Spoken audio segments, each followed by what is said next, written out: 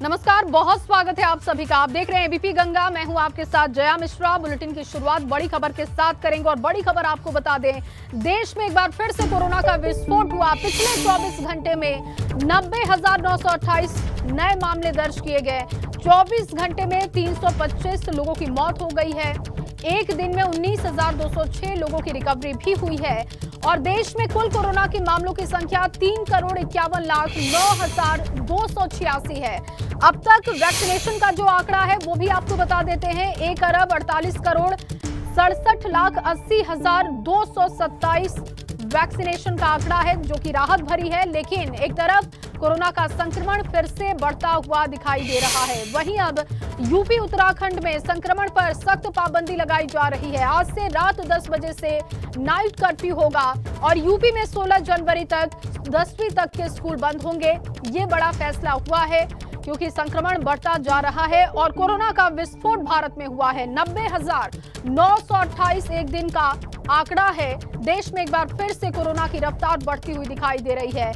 पिछले 24 घंटे के आंकड़े बेहद ही डराने वाले, साथ ही साथ आपको सतर्क करने वाले, जागरूक करने वाले कि अब आपको खतरे को भांपते हुए खुद से जागरूक होना होगा। तमाम पाबंदियों को मानना होगा क्योंकि उत्तर प्रदेश, उत्तराखंड में अब लगातार पाबंदियां बढ़ाई जा रही हैं। अब 10 बजे से कोविड कर्फ्यू होगा। खतरे की लाल लहर अब दिखाई दे रही है। 90,000 के ऊपर आंकड़ा पहुंच चुका है एक दिन का। यूपी में 16 जनवरी तक 10वीं तक के स्कूल बंद होंगे। ये तमाम पाबंदियां लगाई गई हैं। अब यूपी में आज से जो नई गाइडलाइन है उसकी जानकारी भी आपको दे देते हैं। देखिए, 16 जनवरी तक 10वीं तक के स्कूल बंद होंगे। ये बड़ा फैसला किया गया है पाबंदी के तौर पर।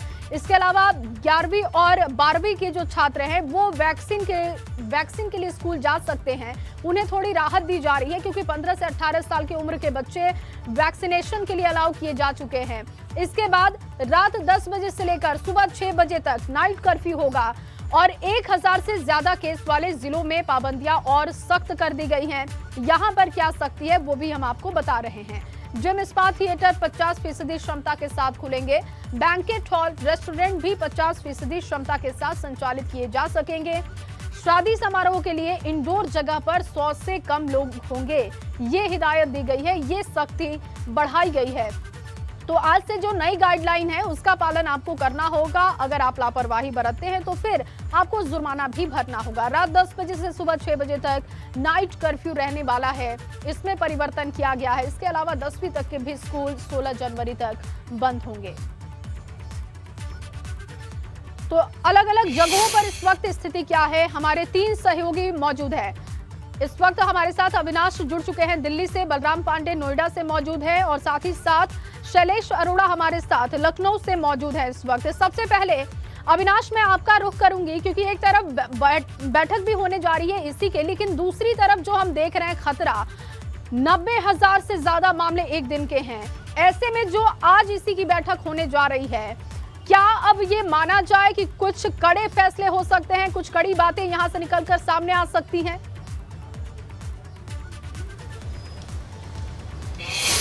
देखिए जय, अगर बात करें तो चुनाव आयोग को स्वास्थ्य मंत्रालय अपनी ओर से ब्रीफिंग देगा कि कोरोना के केसेस किस तरीके से देश के अंदर बढ़ रहे हैं और कितनी गंभीर स्थिति है, इसको लेकर की ब्रीफिंग देगा।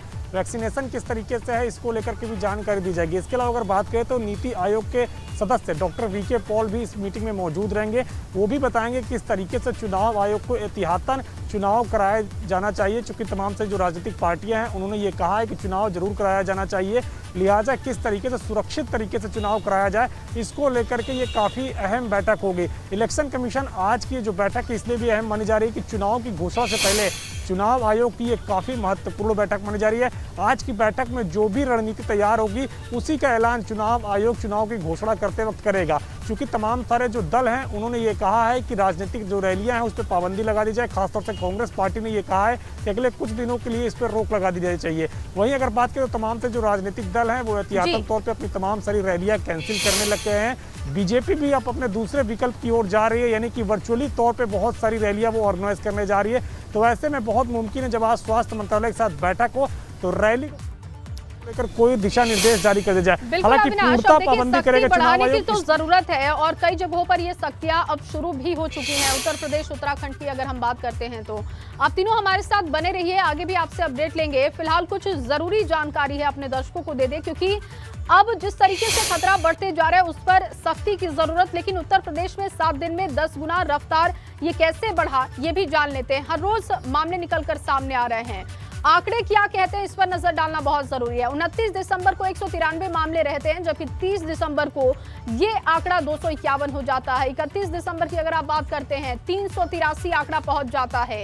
1 जनवरी को 572 ये आंकड़ा, 2 जनवरी को 592, 3 जनवरी को इसमें बढ़ोतरी होती है और ये 952 पहुंच जाता है, जबकि 4 जनवरी का आंकड़ा आप देख रहे हैं 2038 मामले हो जाते हैं। तो किस तरीके से ये रफ्तार बढ़ी है उत्तर प्रदेश में, उसकी जानकारी हम आपको दे रहे हैं। हर रोज ये मामले बढ़ते जा रहे हैं और अब जो देश भर का आंकड़ा है उससे आप अंदाजा लगा सकते हैं कि इस वक्त कोरोना संक्रमण की रफ्तार किस कदर बढ़ती जा रही है। शैलेश का मैं रुख करूंगी लखनऊ से, वो हमारे साथ जुड़ चुके हैं। शैलेश, क्योंकि लगातार कोरोना का ग्राफ बढ़ते जा रहा है और एक हमने अभी डेटा भी सामने रखा दर्शकों के कि कैसे 7 दिन के अंदर 10 गुना वृद्धि हुई है रफ्तार में उत्तर प्रदेश में। इस वक्त लखनऊ में तमाम सख्तियां जो लगाई गई हैं, लोग कितना उसका पालन कर रहे हैं, क्या कुछ इंतजाम आप देख पा रहे हैं ग्राउंड पर?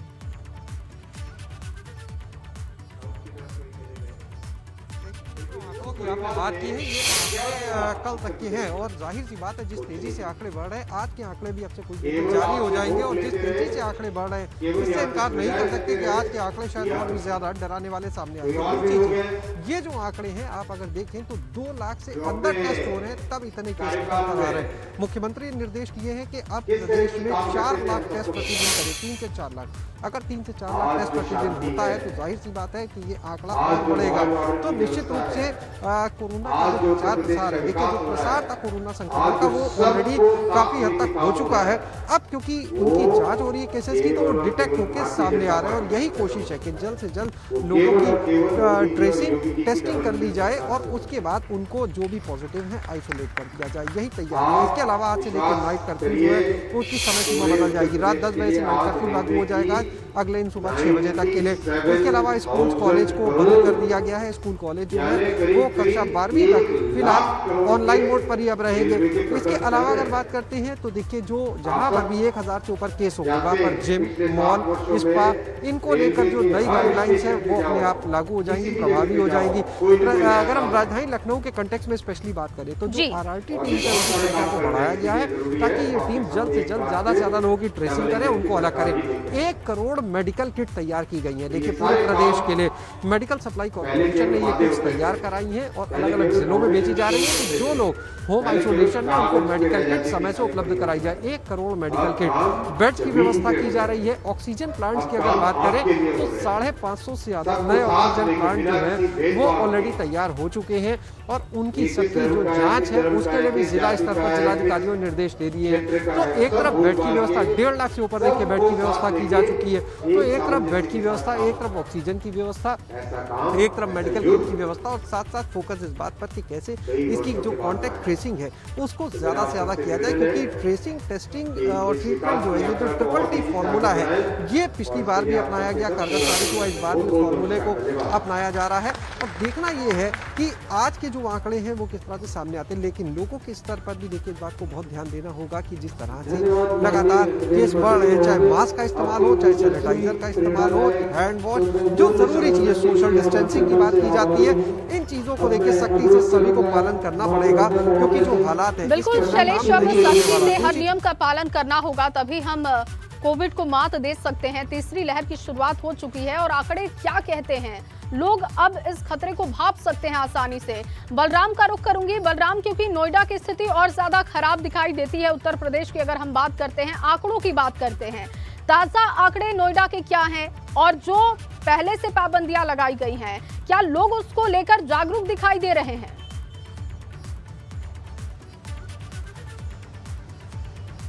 देखिए जया, अगर हम नोएडा की बात करें तो यहाँ पर पिछले 24 घंटों में 511 कोरोना संक्रमित मरीज पाए गए हैं, जिसके बाद यहाँ पर एक्टिव केसों की संख्या 1110 पहुँच गई है। नोएडा हो या गाजियाबाद हो, ये उत्तर प्रदेश के वो जिले हैं जहां पर एक्टिव मरीजों की संख्या 1000 के पार पहुंची है। तो यानी कुल मिला के ये कहा जा सकता है कि देश की राजधानी दिल्ली से जुड़े हुए नोएडा और गाजियाबाद में कोरोना संक्रमण का जो खतरा है वो धीरे धीरे बढ़ता नजर आ रहा है, क्योंकि अगर हम पिछले एक सप्ताह की बात करें तो इन दोनों जिलों में लगातार धीरे धीरे कोरोना संक्रमित मरीजों की संख्या में वृद्धि हो रही है। और जिस तरीके से कल जिलाधिकारी ने मीडिया के सामने आकर के नियमों का सख्ती से पालन कराने की बात कही है, उसको लेकर के कहीं ना कहीं आज प्रशासन चुस्त और दुरुस्त नजर आ रहा है। क्योंकि इस वक्त हम नोएडा के सेक्टर 27 स्थित अट्टा मार्केट में मौजूद है, जहां आप देख सकते हैं कि धीरे धीरे दुकानें खुल रही हैं और लोग मास्क लगाए हुए नजर आ रहे हैं। लेकिन अभी भी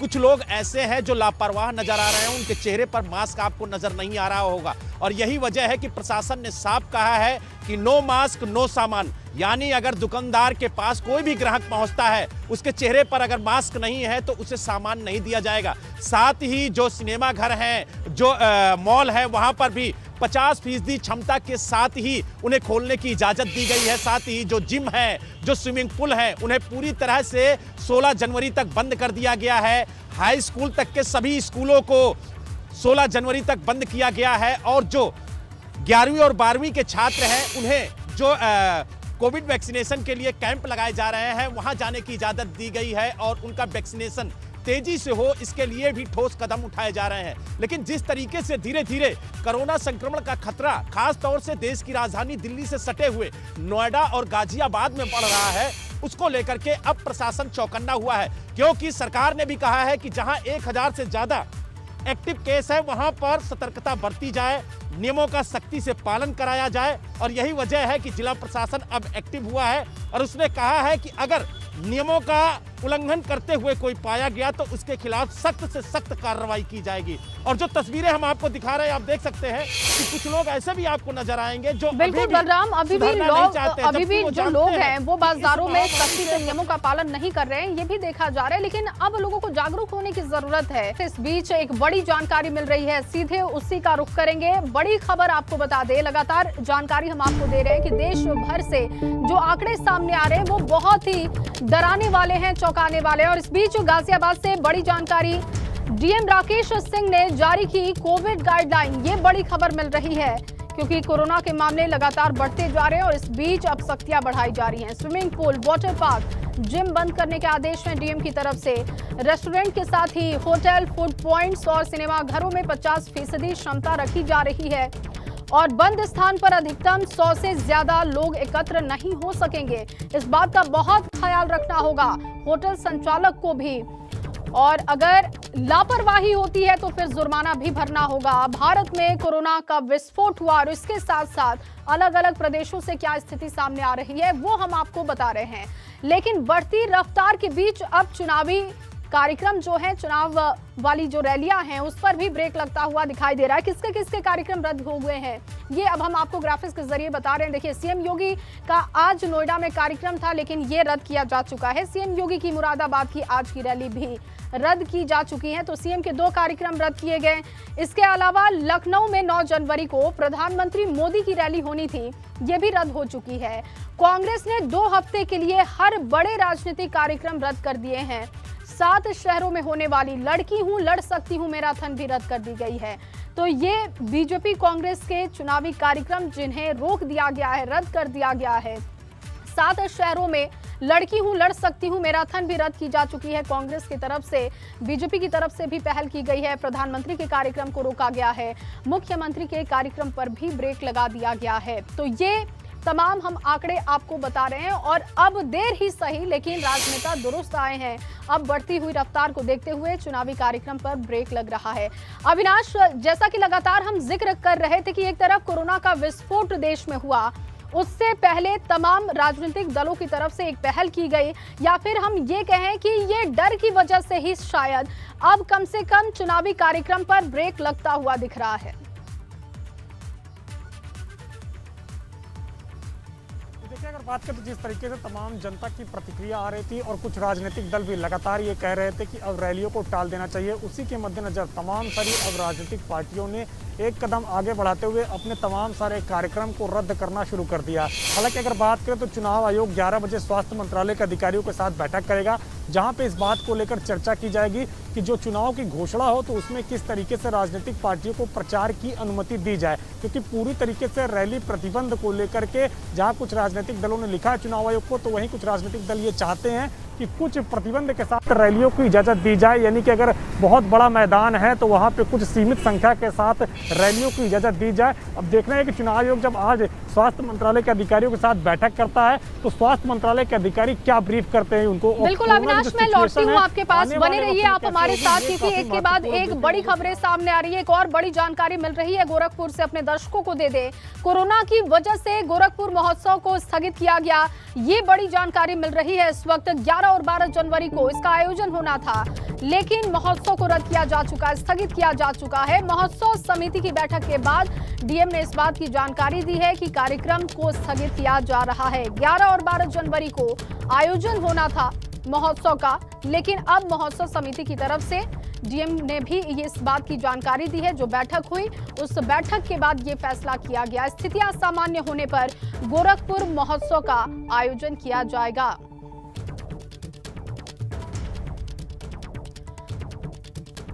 बलराम और अविनाश लगातार हमारे साथ बने हुए हैं और देखिए किस तरीके से अब चुनावी कार्यक्रम हो या फिर सार्वजनिक कार्यक्रम, वो तमाम कार्यक्रम रद्द किए जा रहे हैं। बलराम, जैसा कि जानकारी अभी अभी मिली कि गोरखपुर महोत्सव को भी स्थगित किया जा चुका है। जब स्थितियां सामान्य होंगी तो फिर से कार्यक्रम कराए जाएंगे। नोएडा में भी मुख्यमंत्री के कार्यक्रम होने वाले थे, लेकिन नोएडा के कार्यक्रम को भी रद्द किया गया।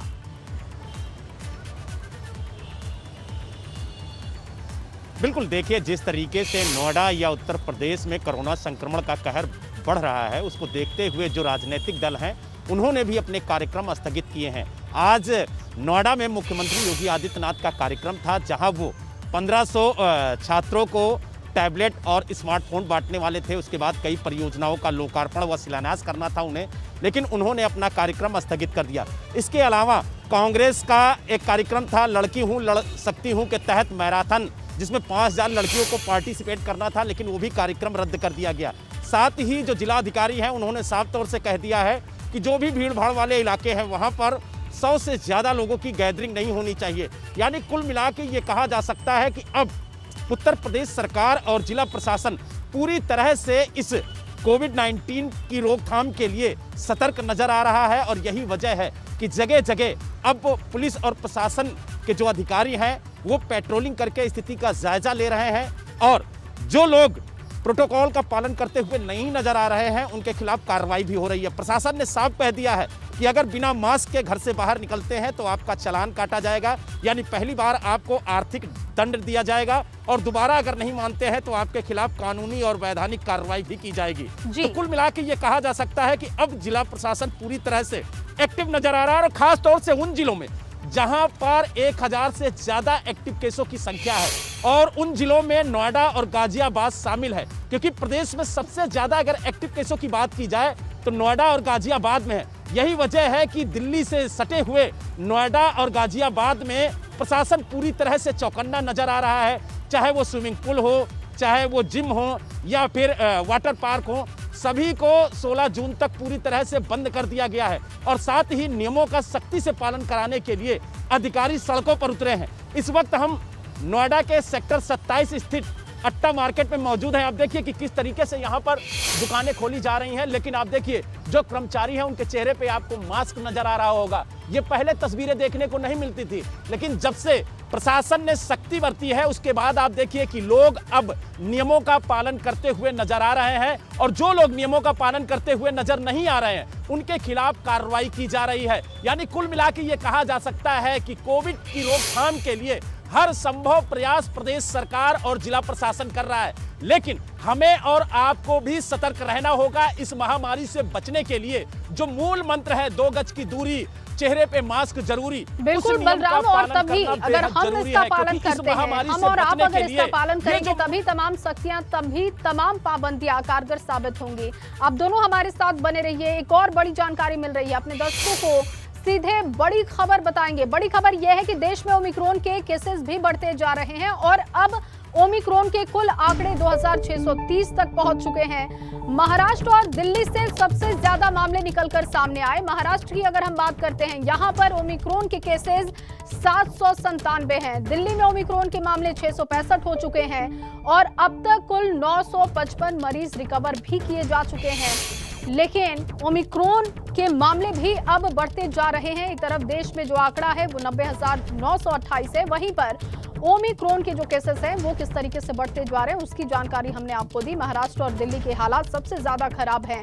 अविनाश का मैं रुख करूंगी क्योंकि अविनाश, इससे पहले हमने जानकारी दी कि कोरोना का विस्फोट देश में हुआ, 90,928 मामले आए और अब इसमें थोड़ी और क्लियरिटी ये आ गई है कि ओमिक्रॉन के केसेस कितने हैं। 2630 ओमिक्रॉन के केसेस भी सामने आ चुके हैं। दिल्ली की स्थिति क्या है, बताइएगा।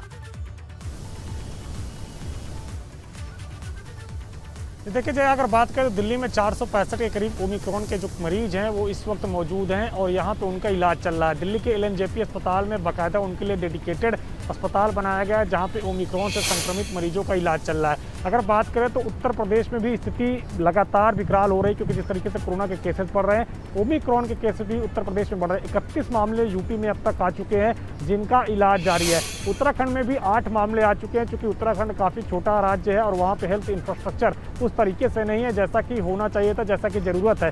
लेकिन फिर भी वहाँ पे लगातार राज्य सरकारें जो है अपनी ओर से प्रयास कर रही हैं रोकथाम के लिए और लगातार प्रतिबंध बढ़ता जा रहा है। चाहे उत्तर प्रदेश की बात करें या उत्तराखंड की बात करें या दिल्ली की बात करें, लगातार सभी राज्यों में एक के बाद एक प्रतिबंध बढ़ता जा रहा है जिससे कि संक्रमण दर को रोका जा सके। दिल्ली में अगर बात करें तो वीकेंड कर्फ्यू को लागू किया गया है, नाइट कर्फ्यू को लागू किया गया है और तमाम सारे रिस्ट्रिक्शंस है। जहाँ पर अगर बात करें तो सिनेमा हॉल्स बंद है, जिम बंद है। इसके अलावा अगर बात करें तो रेस्टोरेंट में 50% कैपेसिटी कर दी गई है। कई जगह पर रिस्ट्रिक्शंस किए गए हैं। यूपी में भी अब कई जगह पर रिस्ट्रिक्शंस किए जा रहे हैं, इसीलिए किए जा रहे हैं कि संक्रमण को रोका जाए। सबकी पहली प्राथमिकता यही है, चाहे उत्तर प्रदेश सरकार की हो या जिला प्रशासन की हो, कि संक्रमण को किसी भी हाल में बढ़ने नहीं देना है। क्योंकि जिस तरीके से सेकेंड वेव के दौरान देखा गया था कि काफ़ी ज़्यादा लोग संक्रमित हुए थे और अस्पतालों में एकाएक काफ़ी ज़्यादा भीड़ बढ़ गई थी और लोगों को इलाज भी ठीक तरीके से मुहैया नहीं हो पा रहा था। यही कारण है कि अब जिला प्रशासन और राज्य सरकारें अलर्ट मोड पे हैं पूरी तरीके से कि किसी भी तरीके से संक्रमण को रोका जाए। और इसी दिशा में बढ़ते हुए चाहे उत्तर प्रदेश की बात करें या उत्तराखंड की बात करें, कई सारे राजनीतिक दल अपनी अपनी अब रैलियां भी रद्द कर रहे हैं जिससे कि भीड़ को नियंत्रित किया जा सके, लोग संक्रमित ना हो, लोग सुरक्षित रहें। यही कारण है कि तमाम सारी राजनीतिक पार्टियां भी अब अपने चुनावी कार्यक्रम में तब्दीली कर रही हैं। बीजेपी भी अब अपने चुनावी कार्यक्रम में तब्दीली करने जा रही है। उसका जो अब अगला कार्यक्रम होगा वो वर्चुअल तरीके से आगे मोड में पूरी करने की तैयारी है कि किस तरीके से उत्तर प्रदेश के अंदर वर्चुअल माध्यम से सभी कार्यकर्ताओं तक संदेश पहुंचाया जाए। इसकी तैयारी अब भारतीय जनता पार्टी कर रही है जिससे कि चुनाव भी हो सके और लोग सुरक्षित भी रह सके। बिल्कुल अविनाश, बने रहिए आप हमारे साथ। बलराम, आप भी बने रहिए हमारे साथ। इस बीच एक बड़ी जानकारी आ रही है, सीधे उसी का रुख करेंगे। आगरा के कई माननीय कोरोना पॉजिटिव हो चुके हैं और कौन कौन कोरोना पॉजिटिव हुआ, अब इसकी जानकारी भी आपको देते हैं। देखिए, विधायक योगेंद्र उपाध्याय कोरोना पॉजिटिव पाए गए। केंद्रीय मंत्री SP Singh Baghel corona positive पाए गए। मेयर नवीन जैन भी कोरोना संक्रमित हो चुके हैं और आगरा में कुल एक्टिव केसेस की संख्या 177 पहुंच चुकी है। जब कोरोना की पहली लहर की शुरुआत हुई थी, आगरा से सबसे ज्यादा मामले निकल कर आए। दूसरी लहर में भी आगरा की स्थिति बहुत खराब रही और अब जब तीसरी लहर की शुरुआत हो रही है, आगरा में मामले बढ़ने शुरू हो चुके हैं। 177 यहाँ पर एक्टिव केसेस की संख्या है और कई माननीय कोरोना पॉजिटिव हो चुके हैं। विधायक योगेंद्र उपाध्याय कोरोना पॉजिटिव है, SP Singh Baghel corona positive, mayor Naveen Jain corona संक्रमित और इसके साथ ही एक्टिव केसेस की संख्या अगर हम आगरा की बताएं तो 177 ये आंकड़ा है। बलराम लगातार हमारे साथ बने हुए हैं। बलराम, क्योंकि अब काफी आंकड़े निकलकर सामने आ रहे हैं और देखिए, हमने जानकारी दी कि आगरा में किस तरीके से तमाम बड़े जो लोग हैं, जो तमाम एहतियात बरतते हैं, उनके ऊपर जिम्मेदारी है कि वो लोगों को बताएं कि ये खतरा कितना बड़ा है। अब वो लोग भी कोरोना पॉजिटिव हो चुके हैं। आप भी लगातार लोगों से बातचीत कर रहे हैं, नियमों को लेकर कितने जागरूक वो दिखाई दे रहे हैं और आज से तो कोविड गाइडलाइन की नई नियम भी लागू होने जा रही है। उन तमाम चीजों को लेकर उनमें कितना जागरूकता आप देख पा रहे हैं?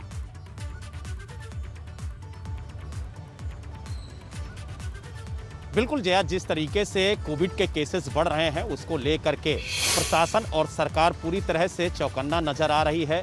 चाहे वो गणमान्य लोग हों, विधायक हों, सांसद हों या फिर मंत्री हों, कई ऐसे लोग हैं जो कोरोना संक्रमित हुए हैं और यही वजह है कि जो राजनीतिक दल हैं वो भी अब सोच समझकर अपनी जो राजनीतिक क्रियाकलाप है उसको अंजाम दे रहे हैं। और अगर हम बात करें उत्तर प्रदेश की तो चाहे भारतीय जनता पार्टी हो चाहे कांग्रेस हो, ये सभी राजनीतिक दलों ने अपने जो बड़े कार्यक्रम थे उन्हें स्थगित कर दिया है। और जिस तरीके से अब चुनाव आयोग मंथन कर रहा है कि आखिरकार 2022 के चुनाव को लेकर के किस तरीके से कोविड की गाइडलाइन का पालन कराया जाए और चुनाव जो है वो संपन्न कराया जाए, क्योंकि चुनाव आयोग के लिए भी अब बड़ी चुनौती है 2022 का चुनाव कराना। क्योंकि जिस तरीके से तीसरी लहर की आशंका जो विशेषज्ञ थे वो जता रहे थे कि 2022 के जनवरी फर्स्ट वीक में ये तीसरी लहर देखने को मिल सकती है, तो वो तीसरी लहर धीरे धीरे अब आप देखिए कि बढ़ती हुई नजर आ रही है। यही वजह है कि चाहे वो केंद्र सरकार हो चाहे प्रदेश सरकार हो, सभी नियमों का पालन कराने के लिए जिला प्रशासन को सख्ती से निर्देश दे रहे हैं। और खासतौर से अगर हम बात करें बच्चों की, तो जिस तरीके से रैलियां हो रही थी वहां पर भारी तादाद में बच्चे पहुंच रहे थे, वहां पर भारी तादाद में लोग पहुंच रहे थे, तो कहीं ना कहीं इस संक्रमण को बढ़ावा मिल रहा था। इसीलिए अब राजनीतिक दल भी फूंक फूंक कर कदम रख रहे हैं, क्योंकि ये महामारी जो है वो आगे ना बढ़े, इसकी जिम्मेदारी हमारी और आपकी भी है, राजनीतिक दलों की भी है। इसीलिए चुनाव आयोग भी अब पूरी तरह से मंथन कर रहा है, अधिकारियों से बात कर रहा है, राजनीतिक दलों से बात कर रहा है, फीडबैक ले रहा है कि किस तरीके से 2022 का चुनाव संपन्न कराया जाए ताकि इस महामारी से निपटते हुए शांतिपूर्ण ढंग से चुनाव संपन्न हो सके। और यही वजह है कि अब जिला प्रशासन पूरी तरह से एक्टिव नजर आ रहा है। नियमों का पालन कराने के लिए जिला प्रशासन सख्ती से सड़कों पर उतरा है। हम आपको तस्वीरों के माध्यम से दिखाएंगे कि इस वक्त आप देखिए जो बाजार है वहां पे अधिकांश लोग आपको मास्क लगाए हुए नजर आएंगे, क्योंकि प्रशासन ने साफ कह दिया है कि बिना मास्क अगर कोई नजर आएगा तो उसके खिलाफ सख्त कार्रवाई होगी। लेकिन अभी भी कुछ लोग ऐसे हैं जो नियमों का पालन करते हुए नजर नहीं आ रहे हैं और यही वजह है कि इस संक्रमण का जो खतरा है वो धीरे धीरे बढ़ता जा रहा है। हमें और आपको सतर्क होना होगा और इस महामारी से निपटने के लिए सरकार और प्रशासन जो कदम उठा रहा है उसमें भागीदारी करनी होगी, क्योंकि हमारा और आपका भी कर्तव्य है कि नियमों का पालन करें। जो सरकार हमसे आग्रह कर रही है कि नियमों का पालन करिए ताकि इस महामारी से बचा जा सके, तो उन नियमों का पालन भी करना हमारी और आपकी जिम्मेदारी है। अगर हम लापरवाही करेंगे तो कहीं ना कहीं इस महामारी को बढ़ावा देंगे, और अगर इस महामारी को बढ़ावा मिलता है तो जिस तरीके से हमने दूसरी लहर में कहर देखा था, एक भी लापरवाही बहुत भारी पड़ सकती है और जो पहले लापरवाहियां की गई उसी का खामियाजा है कि आज आंकड़े बेतहाशा बढ़ते जा रहे हैं। आप दोनों का बहुत शुक्रिया तमाम जानकारी के लिए, तमाम तस्वीरों के लिए।